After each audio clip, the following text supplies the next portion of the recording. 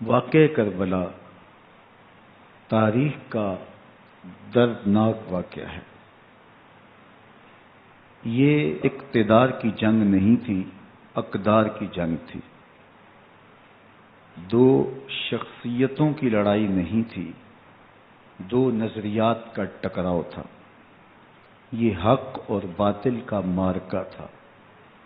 یزید ظلم کا استعارہ ہے، حسین ابن علی امن کی علامت ہے۔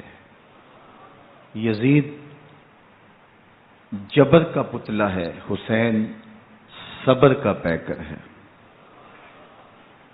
یزید اپنی بدطینت فطرت اور اپنی طبع ناہموار کے باعث دنیا پر ذلت و رسوائی، ظلم، جبر، جور و زیادتی کی علامت بن کے ابھرا، اور حسین ابن علی رضی اللہ تعالی عنہ حق و صداقت کا نشان بن کے ابھرا۔ کربلا کے تپتے ہوئے ریگزار میں حسینی اور یزیدی دو کردار سامنے آتے ہیں۔ اقبال نے کہا تھا، موسیٰ و فرعون و شبیر و یزید، ایند و قوت از حیات آید پدید، زندہ حق از قوت شبیری است، باطل آخر داغ حسرت میری است، سرخ رو عشق غیور از خون او، شوخی این مصر از مضمون او، تا قیامت قطع استبداد کر، موج خون او چمن ایجاد کر۔ یزید بہدل کی بیٹی محسون کا ناپاک بیٹا تھا، اور حسین محمد عربی کی بیٹی فاطمہ کا شہزادہ تھا۔ یزید دمشق کے اطراف میں سرجون اور جریر، اختل جیسے اوباشوں کے جھرمٹ میں پل کے جوان ہوا۔ حسین کے گھر کا دروازہ مسجد نبوی کے اندر کھلتا تھا۔ یزید نشے میں دھت ہو کر کے نمازیں چھوڑ دیتا تھا۔ حسین کی کربلا کے اندر بھی نماز تہجد قضا نہیں ہوئی۔ یزید ظلم کا دوسرا نام ہے، حسین امن کی علامت ہے۔ یزید نے زندگی میں ایک مرتبہ حج کیا اور شراب کے مٹکے ساتھ لے کے آیا، اور اختل اور دیگر گویوں اور مغنیوں کو اپنے ساتھ رکھا تاکہ سفر آسانی سے کٹے۔ حسین ابن علی نے 25 حج سواری ہونے کے باوجود پیدل کیے۔ یزید حج بیت اللہ کے بعد مدینہ المنورہ آیا اور شراب کی ایک مجلس بپا کی۔ حضرت امام حسین رضی اللہ تعالی عنہ جب وہاں پہنچے تو شراب کی پھیلی ہوئی بدبو کو محسوس کرتے ہوئے فرمایا، یہ بو کیسی ہے؟ تو نشے میں دھت یزید بولا، یہ شام میں بنتی ہے، اور ایک جام منگوایا اور اس کو پیتے ہوئے دوسرا جام حضرت امام حسین رضی اللہ تعالی عنہ کی طرف بڑھاتے ہوئے کہا، ابا عبداللہ لیجئے۔ تو حضرت امام حسین رضی اللہ تعالی عنہ نے فرمایا، میں اس کی طرف دیکھتا بھی نہیں ہوں، اور پھر وہ عشقی اشعار پڑھنے لگا۔ جب یزید کی شراب نوشی کا منظر امام حسین رضی اللہ تعالی عنہ اپنی آنکھوں سے دیکھ چکے تھے تو مجھے بتاؤ یزید کے ہاتھ پہ امام حسین کا پاک ہاتھ کیسے آتا؟ حضرت امام حسین رضی اللہ تعالی عنہ جس ماحول میں پلے تھے، جس ماحول میں پرورش پائی تھی، جس ماحول میں رہے تھے، وہ پاکیزہ اور تقدس ماحول تھا۔ اور یزید کبھی اطراف دمشق میں، کبھی غوطہ میں، کبھی الخضرا محل میں، اور کبھی کہاں داد عیش دیتا رہا اور لہو و لعب کے اندر مصروف رہا۔ اور اس کی زندگی ان چیزوں سے عبارت تھی. وہ محرمات کو حلال قرار دیتا، شراب نوشی اس کی ہڈیوں میں رچی ہوئی تھی، اور شریعت بیضا کا مذاق اڑایا کرتا. اور حسین ابن علی رضی اللہ تعالی عنہ کی دوستیاں جن لوگوں سے تھی وہ عبداللہ ابن عباس تھے، عبداللہ ابن عمر تھے، حضرت عبد الرحمن بن ابو بکر رضی اللہ تعالی عنہ تھے. یزید تو جوا کھیلتا رہا، یزید تو قمار بازی کرتا رہا، یزید تو شراب نوشی کرتا رہا، اور حسین ابن علی مسجد نبوی کے ممبر میں حضور کے پہلوؤں میں بیٹھتے رہے. زمانے نے وہ منظر دیکھا کہ سرخ رنگ کے جوڑے پہنے ہوئے حسنین کریمین حجرہ فاطمہ سے نکلتے ہیں. کم عمری کی وجہ سے کبھی گرتے ہیں، کبھی سنبھلتے ہیں، اور آقا کریم خطبہ ارشاد کر رہے ہیں. خطبہ چھوڑ کے حضور نے شہزادوں کو اٹھا لیا.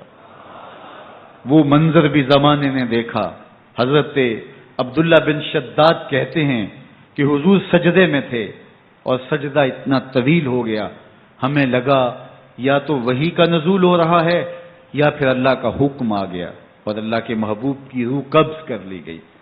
لیکن میں نے جب نظریں اٹھا کے ننکیوں سے دیکھا تو کیا منظر تھا کہ حسین ابن علی حضور کی پشت پہ بیٹھے ہوئے اور میرے آقا سجدے کو طول دے رہے ہیں.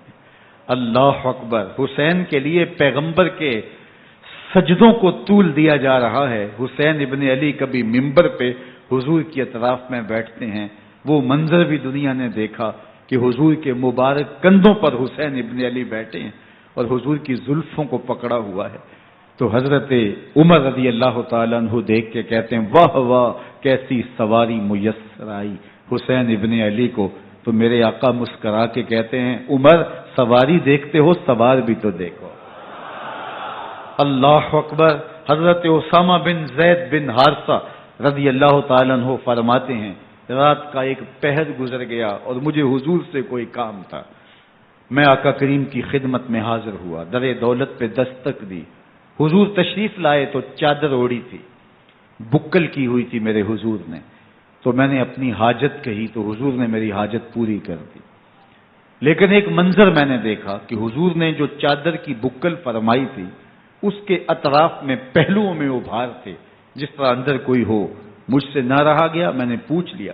میں نے کہا بندہ نواز چادر کے اندر کیا ہے؟ فکاشفہ. تو حضور نے چادر کو کھول دیا. فائز الحسن والحسین علی ورکہ. تو کہتے ہیں میں نے اپنی آنکھوں سے دیکھا ایک پہلو سے امام حسین لپٹے ہوئے تھے، ایک پہلو سے امام حسن لپٹے ہوئے تھے. فرمایا یہ میرے بیٹے ہیں، یہ میری بیٹی کے بیٹے ہیں. اے اللہ میں ان سے پیار کرتا ہوں، تو بھی ان سے پیار کر، جو ان سے پیار کرے اس سے بھی پیار کر. ان کی محبت کا درس دیا، ان کے پیار کا سبق پڑھایا. کہا ان سے پیار کرنے والا میرے سے پیار کرنے والا ہے، ان سے بغض رکھنے والا میرے سے بغض رکھنے والا ہے. ان کی تکلیف حضور کو بے چین کر دیتی تھی. حضرت سیدہ فاطمہ الزہرا رضی اللہ تعالی عنہا کے گھر کے قریب سے گزرے تو حضرت امام حسین کے رونے کی آواز آ رہی تھی. تو آقا کریم علیہ السلام نے فرمایا کہ فاطمہ حسین کو چپ کرواؤ. اللہ تعالیٰ انا بقاءہ یوزینی، تو جانتی نہیں حسین کا رونا مجھے دکھ دیتا ہے. حسین ابن علی کو حضور رونے نہیں دیتے تھے، ان کو دکھی نہیں ہونے دیتے تھے، کیونکہ رسول اللہ صلی اللہ علیہ وسلم جانتے تھے کہ یہ کتنے دکھ سہے گا، کتنی تکلیفوں سے گزرے گا اور کتنے مصائب سہے گا.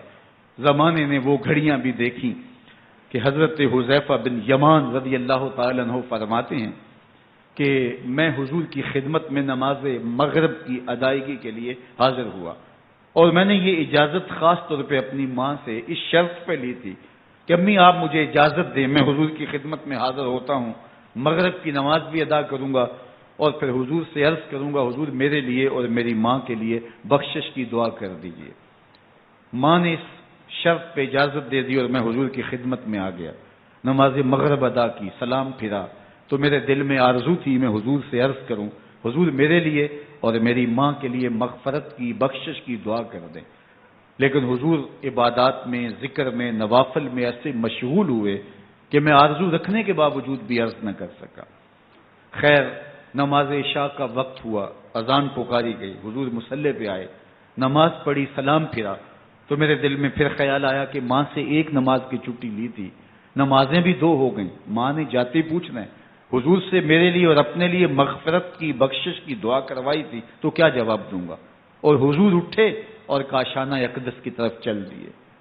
اب میرے دل میں یہ خیال رہ کے آ رہا تھا کہ ماں کو کیا جواب دوں گا، میں تو حضور سے بخشش و مغفرت کی دعا کروا ہی نہیں سکا۔ جب حضور چل پڑے تو غیر ارادی طور پہ میں بھی حضور کے پیچھے چل پڑا۔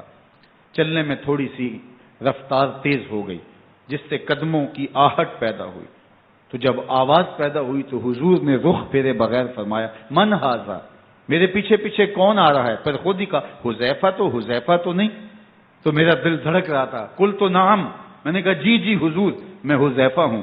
فرمایا ما حاجتوں کا غفر اللہ لک ولامک، کیا کام ہے؟ اللہ تجھے بھی بخش دے، تیری ماں کو بھی بخش دے۔ اب جو کام تھا وہ جنبش لب سے پہلے ہی ہو گیا، یہاں تو لفظوں کا سہارا بھی نہیں لینا پڑتا، وہ بند لبوں کی بولیاں بھی سنتے ہیں۔ اقبال بولا ہے فروغت صبح آثار و دہور، چشم تو بی نندائے ما فی الصدور، تیری نظر تو سینوں کے چھپے راز بھی دیکھتی ہے۔ تو کہا ما حاجتوں کا غفر اللہ لک ولامک،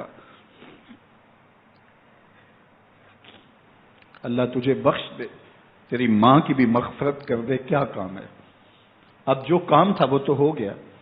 تو میرے حضور نے ارشاد فرمایا حذیفہ سنو، ابھی ایک فرشتہ آیا ہے جو اس سے قبل دھرتی پر پہلے کبھی نہیں آیا، آج پہلی مرتبہ اللہ سے اجازت لے کے 2 کام کرنے آیا ہے، ایک تو مجھے سلام کرنے آیا ہے اور دوسرا خوشخبری دینے آیا ہے کہ آپ کی بیٹی فاطمہ جنتی عورتوں کی سردار ہے اور حسن اور حسین جنتی جوانوں کے سردار۔ ایک طرف یزید ناپاک میسون کا پلیت بیٹا اور ایک طرف محمد عربی کا نواسا، فاطمہ کے دودھ کا اثر، علی المرتضیٰ کے خون کی تاثیر، رسول اللہ صلی اللہ علیہ وسلم کے کندھوں پہ بیٹھنے والا۔ ایک دن حضور نے امام حسین رضی اللہ تعالیٰ عنہ کے ہاتھ پکڑ لیے اور ان کے پاؤں اپنے پاؤں پہ رکھے اور پھر فرمایا بیٹے آگے بڑھو، اور ان کے پاؤں حضور کی پنڈلیوں پہ آئے، پھر کہا بیٹے اور آگے بڑھو، حتیٰ کہ ان کے پاؤں حضور کی رانوں پہ آئے، پھر فرمایا بیٹا اور آگے بڑھو، تو ان کے پاؤں حضور کے مبارک بطن اقدس پہ آئے، پھر بازوؤں کو کھینچ کے اپنے قریب کیا اور حسین ابن علی کے منہ میں اپنی زبان رکھ دی، اور وہ اس طرح چوس رہے تھے جس طرح کھجور چوسی جاتی ہے۔ تو اللہ کے محبوب علیہ السلام نے حسین ابن علی کو اپنی زبان کا لعاب دہن دے کر کے، وہ شیر رحمت دے کر کے، وہ کوثر و تسلیم سے پاکیزہ تر آب رحمت عطا کر کے ان کی ہمیشہ کے لیے پیاس بجھا دی، تاکہ کل کربلا کے تپتے ہوئے ریگزار میں حسین ابن علی کو پیاس کی شدت تنگ نہ کرے اور پائے استقلال میں لغزش نہ آنے پائے۔ ان نازوں سے پالے ہوئے حسین کو، ان محبتوں سے پالے ہوئے حسین ابن علی کو امتحان بھی اتنے بڑے درپیش تھے۔ یاری تیری سونا پر ازمیشاں تیریاں اگ، سونا پرکھیا جامدہ ہے نال اگاں دے لگ۔ جتنا بڑا شخص ہوتا ہے اتنی آزمائشیں بھی بڑی ہوتی ہیں۔ پیغمبر رحمت کی آغوش میں کھیلنے والا، حجرہ فاطمہ کا جانشین، مصلی رسول کا وارث، منبر رسول صلی اللہ علیہ وآلہ وسلم پر حضور کے مبارک پہلو اور گود میں بیٹھنے والا حسین، حضور کی زبان چوسنے والا حسین، حضور کے کندھوں پہ سواری کرنے والا حسین، آقا کریم علیہ الصلوۃ والسلام کے مبارک سجدے کی حالت کے اندر حضور کی پشت پہ کھیلنے والا حسین، جس حسین کا دروازہ مسجد نبوی کے اندر کھلتا تھا اور یزید کی کرتوتوں کے چشمدید گواہ تھے۔ یزید جب تخت نشین ہوتا ہے تو اسے یہ فکر ہوتی ہے کہ امام حسین، عبداللہ بن زبیر، عبداللہ بن عمر، عبداللہ ابن عباس یہ میری بیعت کریں. اور وہ ولید بن عقبہ کو لکھتا ہے کہ ہر صورت میں ان کی بیعت لو، اور اگر بیعت نہ دیں تو سختی کرو. حضرت امام حسین رضی اللہ تعالی عنہ کو بلاوا آتا ہے کہ آپ کو دارالامارت میں گورنر ہاؤس میں بلایا جا رہا ہے. ولید بن عقبہ کا پیغام آپ کو پہنچتا ہے. آپ اس وقت فرماتے ہیں کہ اس وقت جو پیغام پہنچا ہے وہ کسی خطرے سے خالی نہیں ہے. تو کچھ سواروں کو ساتھ لیا، کہا تم دارالامارت کے باہر کھڑے رہنا، اگر میری آواز بلند ہوئی تو اندر آ جانا، ورنہ تم انتظار کرنا. آپ اندر گئے. ولید بن عقبہ نے مروان کو بھی بلایا تھا. مروان بن حکم یہ گورنر مدینہ ولید سے پہلے رہ چکا ہے، تو اس نے مشورہ دیا کہ سختی کی جائے. خیر ولید بن عقبہ نے کہا کہ یہ خط ہے، حضرت امیر معاویہ کا انتقال ہو گیا اور یزید تخت نشین ہوا ہے، لہذا وہ آپ سے بیعت کا مطالبہ کرتا ہے. تو حضرت امام حسین رضی اللہ تعالیٰ عنہ نے فرمایا کہ میرے جیسا شخص یوں چھپ کے بیعت نہیں کر سکتا. اور آپ واپس پلٹے. مروان بن حکم نے ولید بن عقبہ کو کہا کہ یہ موقع ہے جانے نہ دیا جائے، اگر یہ نکل گئے تو دوبارہ تم قابو نہیں پا سکو گے، اور انہیں یہیں قتل کر دیا جائے. حضرت امام حسین رضی اللہ تعالیٰ عنہ نے یہ بات سن لی. کہتے ہیں حضرت امام حسین انہی قدموں کے بل واپس پلٹے اور مروان بن حکم سے مخاطب ہو کے کہا، مروان کیا بول رہا ہے؟ وہ خاموش ہو گیا. فرمایا تو جانتا نہیں ہم کون ہیں؟ آنا حسین ابن علی ابن ابی طالب، میں حسین ہوں، میں علی کا بیٹا ہوں. ہمارے گھر میں قرآن اترتا رہا ہے، وحی کا نزول ہوتا رہا ہے، اور یزید فاسق ہے، فاجر ہے، مسلمانوں کا قاتل ہے اور شرابی ہے. میں ڈنکے کی چوٹ پہ یزید کی بیعت سے انکار کرتا ہوں. بس حیدری کچھار سے محمدی شیر نکل آیا ہے. اب اوسان خطا ہو گئے، راستہ چھوڑ دیا، واپس آئے. سیدہ زینب سے ملے، کہا مدینے کو چھوڑنا پڑے گا. کہا بھیا کیا ہوا؟ کہا یزید بیعت لینے پہ مصر ہے اور میں کسی صورت بھی بیعت نہیں کروں گا. رسول اللہ کا مدینہ ہمارے خون سے لالازار بنے گا. میں نہیں چاہتا کہ حضور کے شہر نور کی حرمت پامال ہو. دوستو وہ کیسا منظر ہوگا جب حسین ابن علی نے آخری حاضری حضور کے روضے پہ دی ہوگی. حاجی یا معتمر 10 دن کے لیے، 8 دن کے لیے، 20 دن کے لیے مدینہ المنورہ عارضی سکونت اختیار کرتا ہے، اور حضور کے روضہ انور سے، اس شہر نور سے، ان گلیوں سے، ان بام و در سے ایسا مانوس ہو جاتا ہے کہ جب واپس پلٹ رہا ہوتا ہے ان دعاؤں کے ساتھ کہ دوبارہ آنا بھی نصیب ہو، اور اسے لگتا ہے کہ میں دوبارہ بھی بلایا جاؤں گا، لیکن اس کے باوجود شہر حبیب چھوڑنا قیامت سے کم نہیں ہوتا. اعظم چشتی مرحوم آخری بار جب حضور کے روضہ انور پہ گئے تو بیمار تھے، ویل چیئر پہ تھے. باب بقی سے باہر نکلے تو خادم سے کہا کہ میری ویل چیئر پیچھے سے کھینچو تاکہ میرا رخ روضہ انور کی طرف رہے.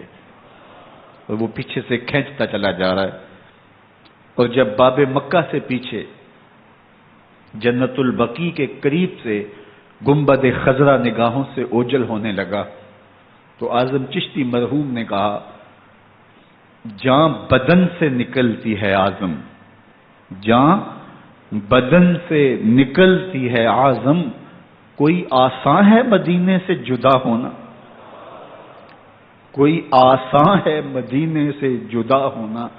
یہ اس شخص کی کہانی ہے جو 10 دن، 5 دن، مہینہ، 2 ماہ وہاں رہتا ہے اور پھر اس شہر کو چھوڑ کے آنا اس کے لیے آسان نہیں ہوتا. اور مجھے بتاؤ کہ حسین جو پیدا مدینے میں ہوا، جس کے گھر کا دروازہ مسجد نبوی کے اندر کھلتا تھا، جو مسجد نبوی کے اندر پرورش پا کے جوان ہوتا ہے اور مدینے کی گلیوں میں کھیلتا رہا، اس حسین ابن علی کے لیے مدینہ چھوڑنا، اور پھر وہ اس بات کا علم اور شعور رکھتے تھے کہ یہ آخری بار حضور کے در پہ حاضری ہے، دوبارہ اس شہر نور میں نہیں آ سکوں گا، تو کیا قیامت ہوگی اور کیا منظر ہوگا۔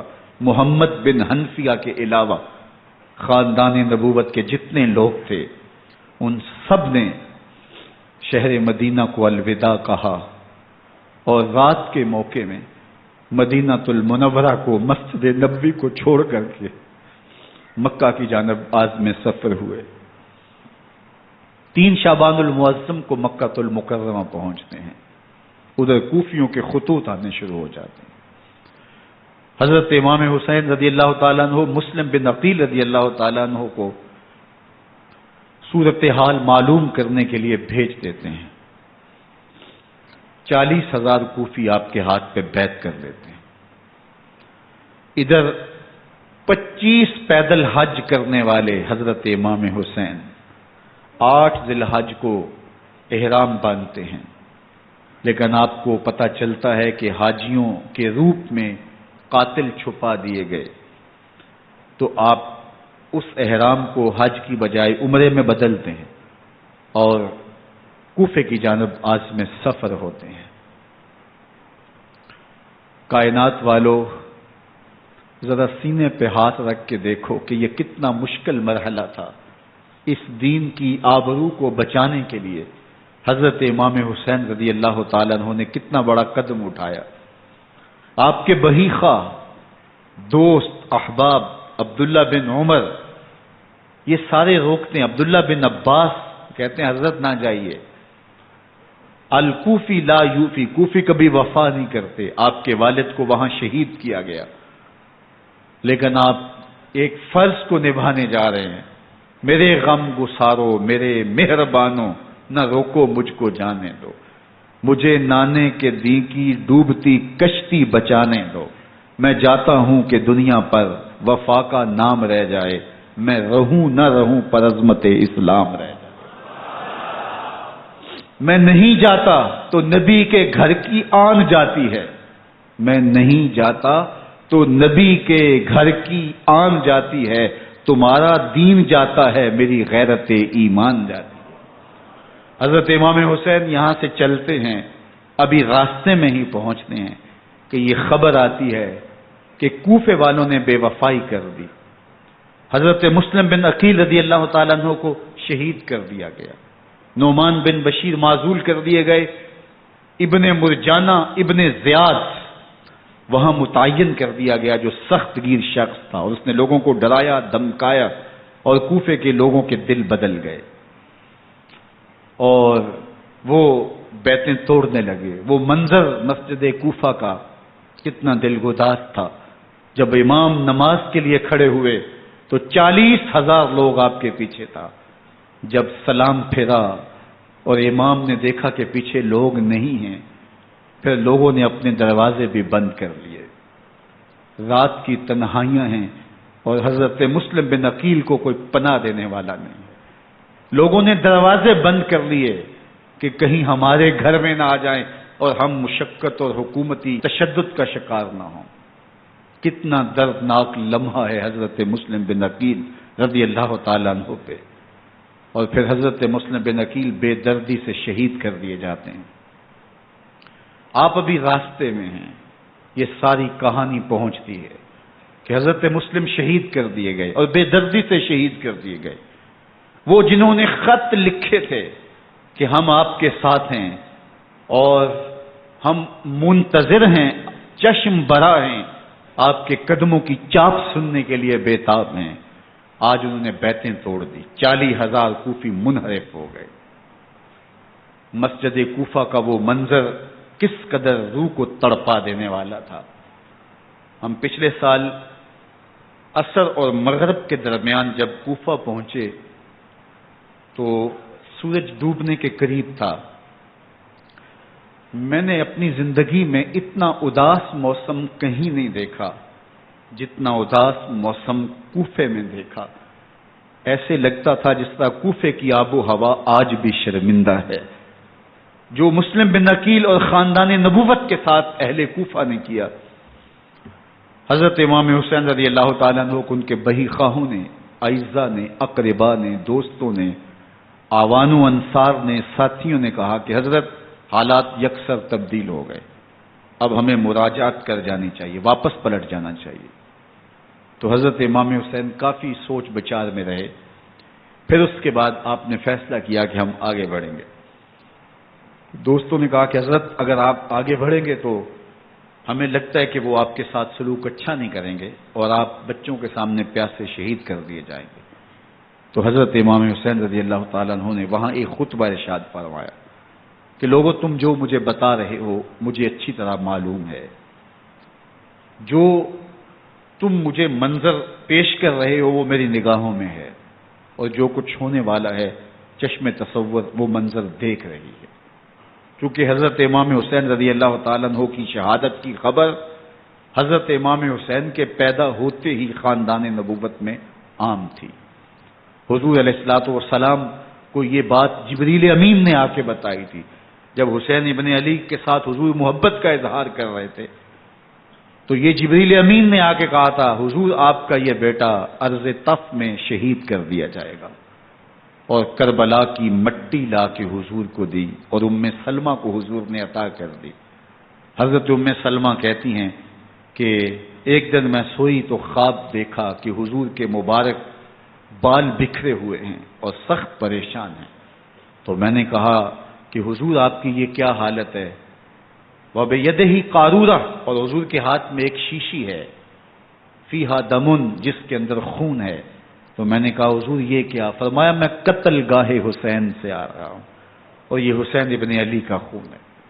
تو کہا 10 محرم کا دن تھا، دوپہر کا یہ منظر تھا، میں کیلولہ کر کے اٹھی، جب میں نے دیکھا تو وہ شیشی جس میں کربلا کی مٹی رکھی تھی وہ خون بن چکی تھی۔ تو یہ خبر پہلے دی گئی تھی، یہ بتا دیا گیا تھا۔ فرمایا میرے دوستو جو تم مجھے بتاتے ہو میں اس سے بے خبر نہیں ہوں، یہ سب کچھ ہونے والا ہے، لیکن اس کے باوجود میں کیوں جا رہا ہوں؟ تو آپ کا ایک تاریخ ساز جملہ ہے جو کربلا کے فلسفے کو ہمارے سامنے رکھتا ہے کہ یہ اتنا بڑا امتحان کیوں دیا۔ حضرت امام حسین رضی اللہ تعالیٰ عنہ نے فرمایا وَلَكُمْ فِيَّ أُسْوَةٌ، میں اس لیے جا رہا ہوں قیامت تک ظلم، جبر اور ناانصافی کے خلاف کھڑے ہونے والوں کے لیے کوئی نمونہ تو ہو۔ میری زندگی قیامت تک ظلم، جبر اور استحصالی نظام کے خلاف کھڑے ہونے والوں کے لیے نمونہ ہے۔ تو حضرت امام حسین رضی اللہ تعالیٰ عنہ نے حق اور باطل کے درمیان ایک سرخ لکیر کھینچ دی اپنے خون سے۔ اب حق اور باطل کا امتیاز کرنا مشکل نہیں ہے، کوئی باطل پہ اڑا رہے تو الگ بات ہے، لیکن امتیاز کرنا مشکل نہیں ہے۔ حدود بالکل واضح کر دیں۔ اقبال نے یہاں کتنی خوبصورتی کے ساتھ اس مضمون کو نبھایا۔ سرخ رو عشق غیور از خون او، شوخی این مصرع از مضمون او، تا قیامت قطع استبداد کر، موج خون او چمن ایجاد کر۔ ایک جہاں آباد کر دیا، حق اور باطل کی راہیں اجال دی۔ اب لوگوں کو یزید کا چہرہ پہچاننے میں دیر نہیں لگتی، وقت کے ہر یزید کا چہرہ آسانی سے پہچانا جا سکتا ہے۔ یہ معرفت زمانے کو کروائی کس نے؟ حسین ابن علی نے کروائی رضی اللہ تعالی عنہ۔ تو حضرت امام حسین نے فرمایا کہ جو میرے ساتھ ہونے والا ہے میں اچھی طرح جانتا ہوں، لیکن میں اس کے باوجود آگے بڑھوں گا۔ پھر بڑھے اور کربلا میں جا کے خیمہ زن ہو گئے۔ 7 محرم کو پانی بند کر دیا گیا، پانی بند ہوا تو کھانا بھی میسر نہیں تھا، لیکن ذکر پانی کا ہوتا ہے اس لیے کہ کھانے کے بغیر انسان کئی دن کاٹ لیتا ہے، لیکن پانی کے بغیر گزر نہیں ہوتی۔ تو فرات کی نہر سامنے اپنی موجوں کے ساتھ چمک رہی ہے، لیکن ایک قطرہ آب بھی آل رسول کو نہیں دیا جا رہا۔ کائنات کے اندر ایسے انوکھے امتحان بھی ہوتے ہیں، وارث ہوں ساقی کوثر کے، مالک ہوں حوض کوثر کے، اور بیٹے ہوں ساقی کوثر کے، اور آج ایک بوند پانی کی بھی میسر نہ ہو۔ صبر کا امتحان ہے، عزیمت کا امتحان ہے۔ حضرت امام حسین رضی اللہ تعالیٰ عنہ خیمہ زن ہو گئے، 3 دن تک پانی بند رہتا ہے، 9 محرم کو رات کی تنہائی میں حملہ آور ہونا چاہتے ہیں، لیکن آپ نے کہا کہ ہمیں اللہ کے حضور عبادت اور ذکر کے لیے وقت دیا جائے۔ ساری رات ذکر میں گزرتی ہے، عبادات میں گزرتی ہے۔ رات کے اندھیرے میں آپ چراغ بجھا دیتے ہیں۔ آوان و انصار کو کہتے ہیں کہ ان کی دشمنی میرے ساتھ ہے، انہیں میرا خون چاہیے، اگر تم رات کی تاریکی میں نکل جاؤ تو میں تم سے کوئی مواخذہ نہیں کروں گا، اور یہ بھی تمہارا پیچھا نہیں کریں گے، اس لیے کہ ان کا مطلوب تم نہیں ہو، ان کا مطلوب میں ہوں۔ جب چراغ جلایا تو کوئی بھی نہیں گیا۔ مسلم بن نوسجہ کھڑے ہو کے کہتے ہیں، حضرت اگر ہمارے بدن کو 70 بار کاٹا جائے اور جلایا جائے اور ہواؤں میں اڑا دیا جائے پھر بھی آپ کا ساتھ نہیں چھوڑیں گے۔ 70 سال کے بوڑھے ہیں حبیب بن مظاہر، کہتے ہیں حضرت آپ کو چھوڑ کے جائیں کہاں، آپ کو چھوڑ کے جائیں کہاں، کوئی ساتھ چھوڑنے کے لیے تیار نہیں ہے۔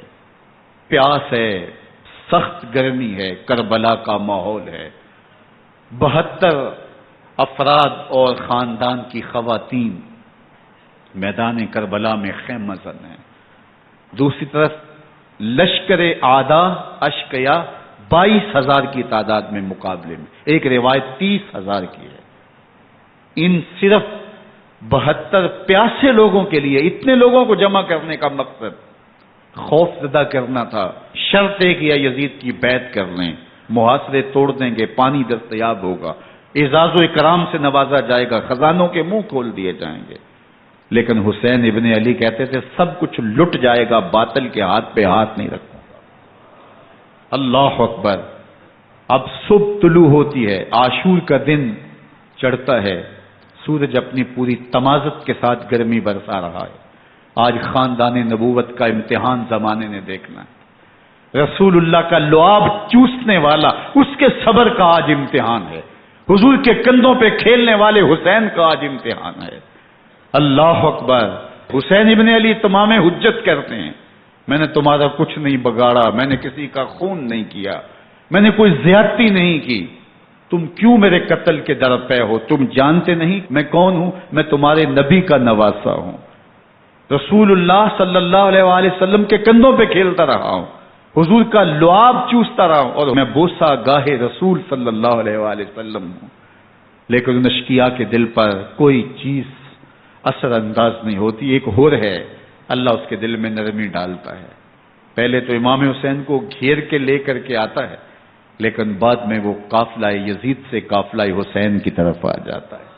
امام حسین فرماتے ہیں تو دنیا میں بھی ہور ہے، آخرت میں بھی ہور ہے، آزادی مل جاتی ہے۔ باقی 22,000 کا لشکر جرار امام حسین کے قتل کے طرف آئے۔ پھر تاریخ نے خاندان نبوت کا وہ انوکھا امتحان دیکھا۔ حضرت امام حسین کے بچے بالخصوص خواتین پیاس کی شدت میں حلق خشک ہیں۔ حضرت سکینہ تڑپ کے اپنے باپ سے کہتی ہیں کہ مجھے 6 ماہ کے لیے اصغر کی پیاس نہیں دیکھی جا رہی۔ بچے کو ہاتھوں پہ اٹھاتے ہیں اور نہر فرات کے کنارے پہنچ کے فرماتے ہیں اشقیاء سے مخاطب ہو کے تمہارا معاملہ میرے ساتھ ہے، اس 6 ماہ کے بچے نے تمہارا کچھ نہیں بگاڑا، اور چلو بھر کے اس کا حلق سیراب کرنا چاہتے ہیں۔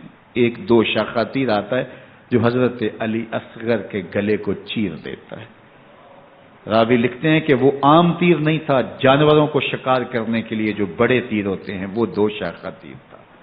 وہ گردن کو کاٹ دیتا ہے، خون بہنے لگتا ہے، گردن لٹک جاتی۔ حضرت امام حسین وہ بہتا ہوا خون اپنے چلو میں لیتے ہیں اور آسمان کی طرف اچھال کے کہتے ہیں مالک حسین کی یہ قربانی بھی قبول۔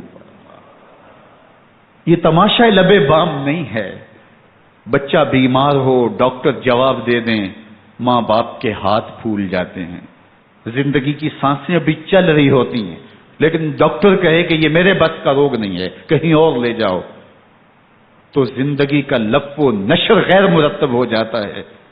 میں سلام پیش نہ کروں حسین ابن علی کو، 6 ماہ کا علی اصغر ہاتھوں میں دم توڑتا ہے، گردن لٹک جاتی ہے، خون بہ رہا ہے۔ اب خیموں کی طرف بڑھ رہے ہیں لیکن زبان پہ شکایت نہیں ہے، کہتے ہیں مالک حسین کی یہ قربانی قبول کر لے۔ اب خیموں کی طرف آنا، شہر بانوں ام رباب سیدہ زینب حضرت سکینہ سلام اللہ علیہا کا سامنا کوئی آسان کام نہیں تھا، لیکن حسین ابن علی آتے ہیں، شہزادے کو یہاں خیموں کے قریب رکھ کے کہتے ہیں کہ یہ حوض کوثر سے سیراب ہو گیا ہے۔ اللہ اکبر، کوہرام مچ جاتا ہے خیموں کے اندر، کیا منظر ہوگا اور ان کو کن الفاظ کے پیرائے میں ڈھال کر کے ان کیفیات کو بیان کیا جا سکتا ہے جو اہل بیت کے خیموں کے اندر علی اصغر کی شہادت کے بعد کا منظر رقم ہو رہا ہوگا۔ اللہ اکبر، ادھر اشکیا آوازیں دے رہے ہیں، مبارزت کے لیے پکار رہے ہیں۔ زمانے نے پھر وہ منظر بھی دیکھا کہ جوان بیٹے کو 18 سال کی کمائی حضرت امام حسین میدان عمل میں بھیج رہے ہیں۔ وہ علی اکبر جو حسین کا نور نظر ہے، آنکھوں کا قرار ہے، دل کی تسکین ہے۔ اور پھر حضرت علی اکبر جب گھوڑے کی زین سے فرش زمین پہ گرتے ہیں تو باپ کو آواز دیتے ہیں، اور حضرت امام حسین جو ہے وہ آگے جا کے بیٹے کی لاش اٹھاتے ہیں۔ اللہ اکبر، 18 سال کے بیٹے کی لاش کو کندھوں پہ اٹھا کے خیموں تک لاتے ہیں اور ہاتھ پھیلا کے کہتے ہیں مالک حسین کی یہ قربانی بھی قبول۔ کبھی قاسم بن حسن کی لاش اٹھا کے لاتے ہیں، کبھی اون و محمد کی لاشیں اٹھا کے لاتے ہیں، بتیجوں کی، بھانجوں کی، بھائی عباس کے کٹے ہوئے بازو اور زخموں سے چھدا ہوا لاشا۔ کیا کیا قیامتیں تھیں جو اس کربلا کے ایک میدان کے اندر نہیں توڑی گئیں۔ حضرت امام حسین پر دکھ پہ دکھ، تکلیفوں پہ تکلیفیں۔ اب 71 لاشیں اٹھا کے خیموں تک پہنچا چکے، اور ادھر مبارزت کی دعوت دی جا رہی، آؤ میدان عمل میں آؤ، اب دیر کیوں کر رہے ہو۔ رسول اللہ کا حرم، رسول اللہ کی شہزادیاں جو نازوں میں پلی تھیں، وہ کلیاں جو شبنم کا بوجھ بھی گوارا نہیں کر سکتی تھی، آج مصیبتوں کے پہاڑ ٹوٹ گئے۔ حضرت امام حسین کبھی شہربانوں کو، کبھی ام رباب کو دلاسا دیتے ہیں، کبھی حضرت زینب کو کہتے ہیں۔ حضرت زینب کربلا کے اس میدان کے اندر بڑے حوصلے کے ساتھ اپنے بھائی کے ساتھ کھڑی رہی، اپنے 2 بیٹے راہ خدا میں پیش کیے، ان کی لاشیں وصول کی، لیکن زینب جس جرأت کے ساتھ، جس پامردی کے ساتھ اس سارے منظر کو حوصلے کے ساتھ سہتی رہی، وہ یقیناً حوصلہ سیدہ زینب سلام اللہ علیہا کا ہی ہے۔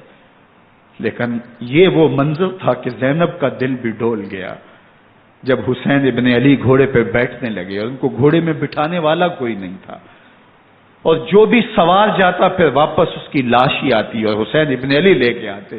آج حسین ابن علی جا رہے ہیں، زندگی کا سارا سرمایہ لٹ رہا ہے، حضرت زینب سلام اللہ علیہا سنبھل نہیں رہی۔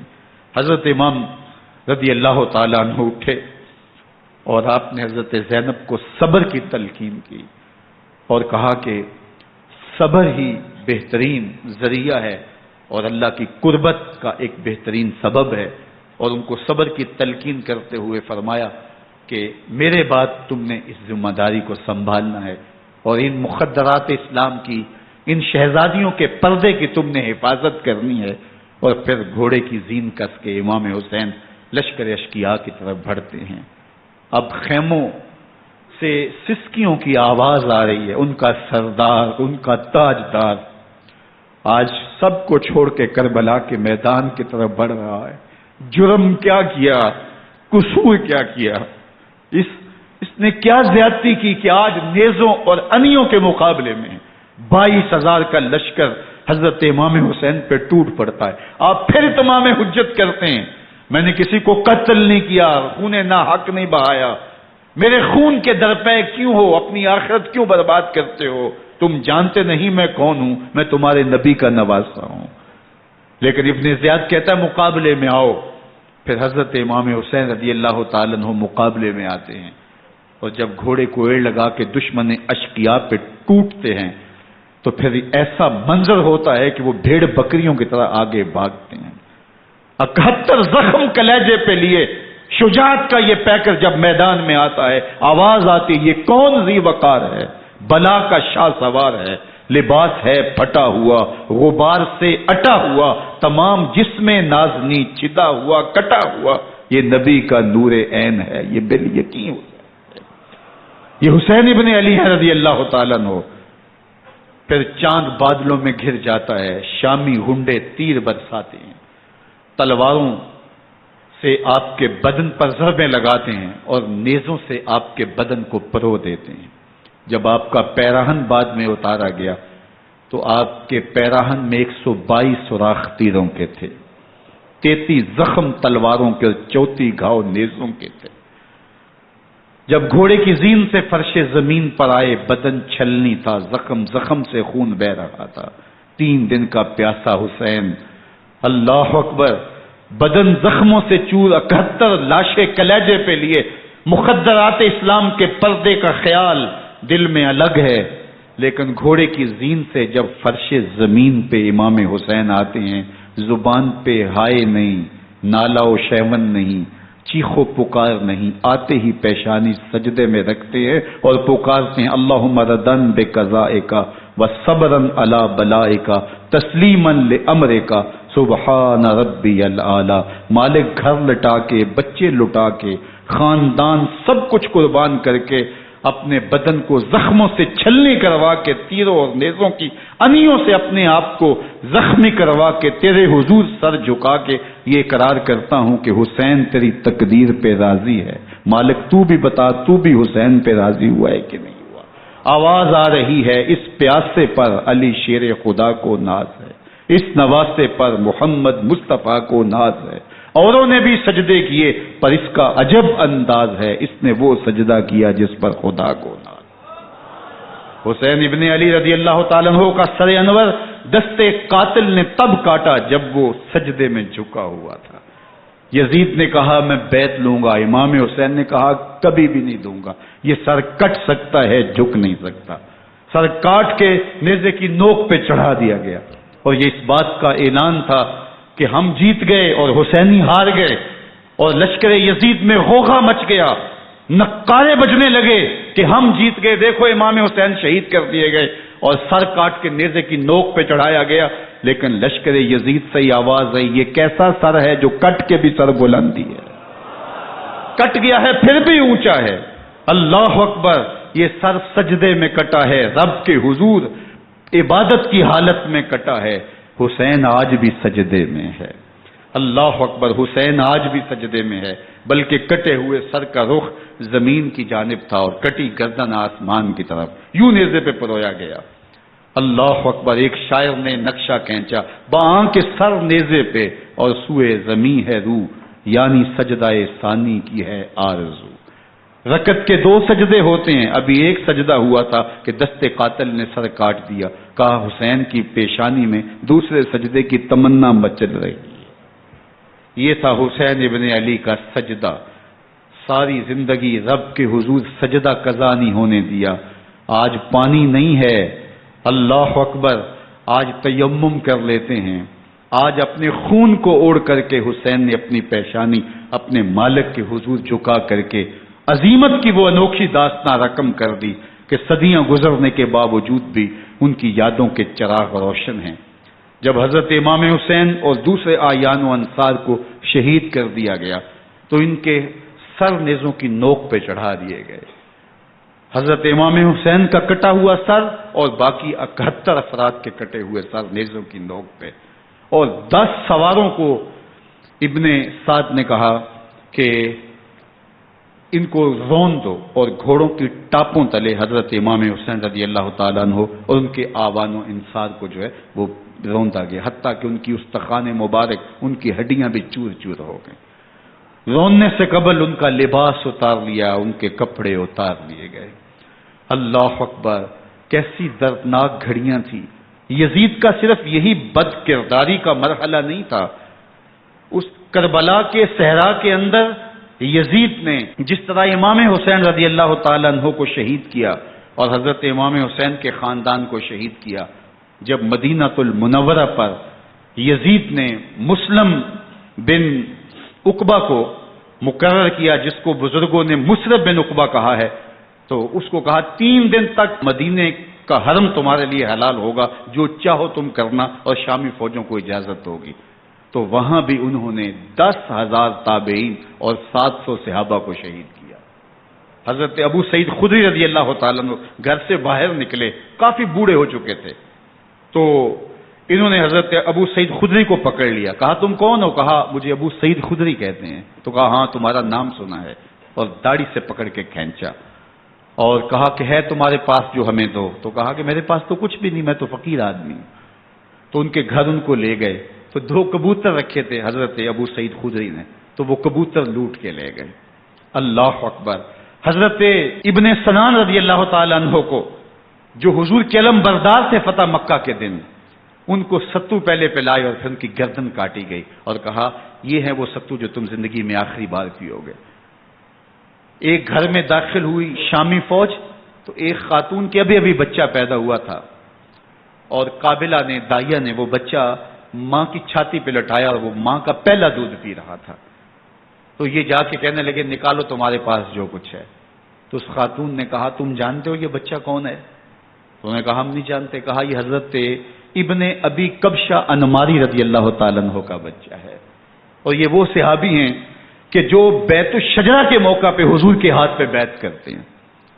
انہوں نے اس چیز کا لحاظ نہ کیا کہ جو کچھ ہے وہ ہمیں دو، ورنہ تیرے بچے کو نہیں چھوڑیں گے۔ تو ماں بچے سے مخاطب ہو کے کہتی ہے، ابھی بچہ پیدا ہوا ہے اور ماں سے پہلا دودھ پی رہا ہے، کہ بیٹے اگر میرے پاس کچھ ہوتا، وہ قیمتی سے قیمتی چیز بھی ہوتی، تیری جان کے لیے قربان کرتی، لیکن اس وقت میرے پاس کچھ ہے نہیں۔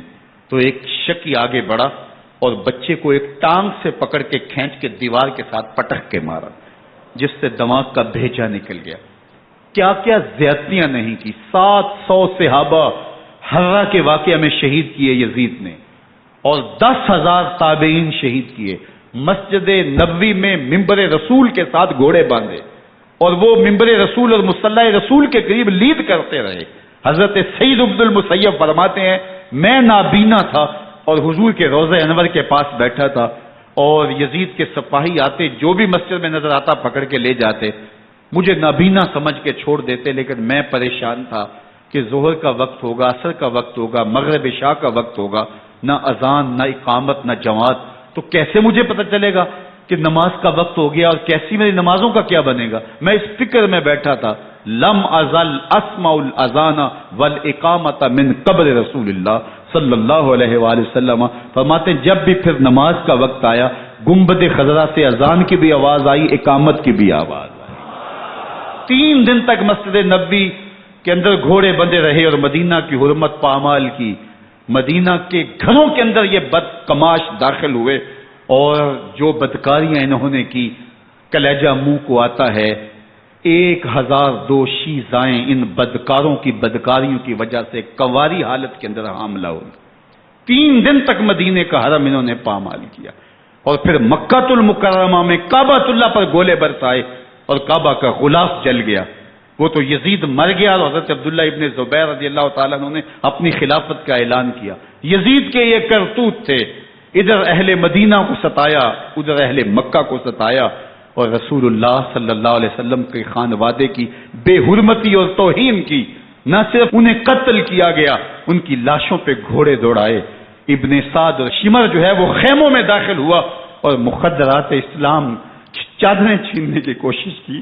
حضرت زینب سلام اللہ علیہ نے مخاطب ہو کے کہا ہمارے چہرے کے رکھوالے چلے گئے ہیں، ظالم تو خیال نہیں کرتا ہم رسول اللہ کی بیٹیاں ہیں۔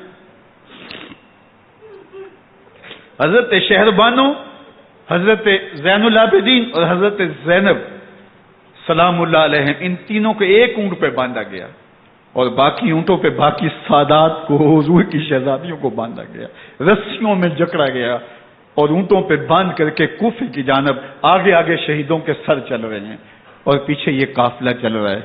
اور جب یہ قافلہ وہاں سے گزرا جہاں لاشیں پڑی تھیں، امام زین العابدین 14 سال کے تھے اور بیمار تھے، اور ان کا حوصلہ نہ ہوا، وہاں غشی ان کے اوپر آنے لگی، اور وہ منظر ابن کثیر نے، باقی لوگوں سب نے لکھا ہے کہ پھر جب ان کی یہ حالت ہوئی تو پھر سیدہ زینب سلام اللہ علیہ، جنہوں نے ابھی تک بڑے حوصلے کے ساتھ ساری مشکلات کا مقابلہ کیا تھا، اب ان کے بندن ٹوٹ گئے اور آنکھوں سے آنسو بہنے لگے، اور سیدہ زینب نے امام حسین رضی اللہ تعالیٰ عنہ کی لاش پہ کھڑے ہو کے، اور وہ روندی ہوئی لاش، ٹوٹی ہوئی ہڈیاں، اور وہ بڑا بدن، کٹا ہوا سر نیزے کی نوک پہ، اور لاش یہ پڑی ہے، تو حضرت سیدہ زینب نے مدینے کی طرف منہ کر کے جو ہے وہ حضور سے فریاد کی، یا محمد آہو، یا محمد آہو، ھذا حسین بالآرا مزمل بالدما، یا محمد آہو بناتوں کا سبایا۔ رسول اللہ، اے پیارے آقا، یا جد آہو، اے ہمارے نانا محترم، یہ دیکھیے آپ کا حسین پڑا ہوا ہے، بدن سے کپڑے اتار لیے گئے، خاک ہوائیں اڑا رہی ہیں، اور اس کے اوپر چادر جو ہے وہ مٹی کی پڑ گئی ہے۔ حضور آپ کی اولاد کاٹ دی گئی، اور پھر کہا بناتوں کا سبایا، حضور دیکھیے آپ کی بیٹیوں کے ہاتھ باندھ دیے گئے ہیں، اونٹوں پہ کس دیا گیا ہے، سرے شہیداں آگے آگے چل رہے ہیں، اور حضرت سیدنا امام حسین کا آگے آگے سر ہے۔ راستے کے اندر ایک جگہ آئی، رات گزری اور ان کو اتارا گیا۔ رات کا موقع تھا، ایک خاتون آئی اور اس نے کوئی کھانا پیش کیا ان کو، اور کہا کہ میں کسی زمانے میں حضرت سیدہ فاطمہ الزہرا کی نوکری کیا کرتی تھی، ان کی لونڈی تھی، ان کی کنیز تھی، اور آج مجھے پتا چلا کہ آپ لوگ گزر رہے ہیں، تو میں نے کہا کہ میں اپنی مخدومہ کے خاندان کی خدمت کروں۔ اور پھر اس نے کہا کہ اس وقت سیدہ کی گود میں ایک 6-7 ماہ کی بچی تھی جس کو زینب کہا کرتے تھے، تو سیدہ زینب نے کہا کہ اماں اگر پہچانتی ہو تو وہ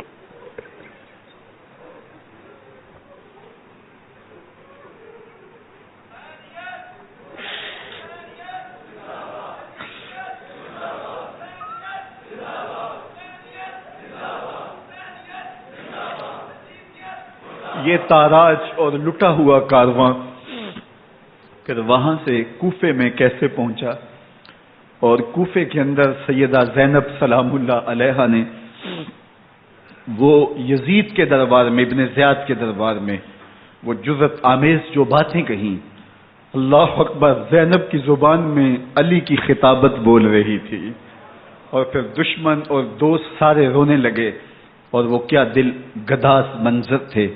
اور پھر یہ سروں کا قافلہ اور سادات کرام کا مشکیں کسی ہوئی ہیں اور اونٹوں پہ باندھے ہوئے، ان کو وہاں سے پھر قادسیہ اور قادسیہ سے پھر دمشق یزید کے دربار میں پہنچایا گیا، اور وہاں سے یہ لٹے ہوئے خانمہ برباد تاراج لوگ مدینہ المنورہ میں کیسے پہنچے، اور اہل مدینہ نے کیسے استقبال کیا، اور وہ منظر کتنا دل گداز تھا جب اہل مدینہ زینب سے پوچھتے تھے زینب حسین کہاں ہے؟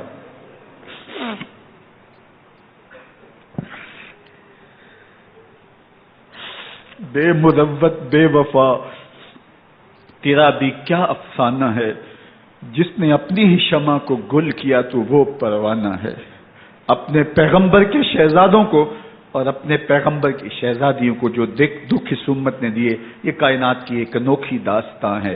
اللہ ہمیں اسوہ شبیری پہ عمل کی توفیق عطا کرے اور ان کے نقوش پاک کی برکتیں دے، اہل بیت کی محبت ہماری روحوں میں جذب کر دے، اور جس عظیمت کے ساتھ، جس حوصلے کے ساتھ انہوں نے دکھوں کو جھیلا، جو دہکتی آگ کے شعلوں پہ سویا وہ حسین، جو جواں بیٹے کی میت پر نہ رویا وہ حسین، جس نے سب کچھ کھو کے کچھ نہ کھویا وہ حسین، مرتبہ اسلام کا جس نے دوبالا کر دیا، خون نے جس کے دو عالم میں اجالا کر دیا، جو کہ سوزے غم کو سانچے میں خوشی کے ڈھال کے، مسکرایا موت کی آنکھوں میں آنکھیں ڈال کے۔ اے حسین ابن علی تم پر سلام، نازش آل نبی تم پر سلام۔ ذرا میرے ساتھ یہ پڑھ لیجئے، اے حسین ابن علی تم پر سلام،